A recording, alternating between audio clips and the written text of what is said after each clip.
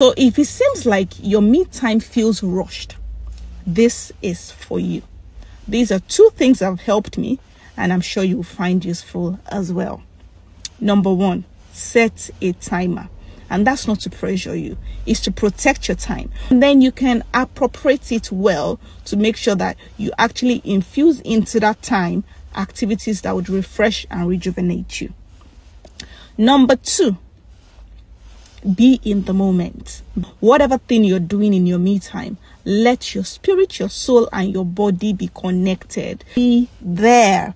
Don't be having your me time and you're thinking, what are we going to cook for dinner tonight? Or what's work going to look like tomorrow? No. When you stop judging the time and you start owning it, you begin to enjoy your me time better and you feel refreshed and renewed.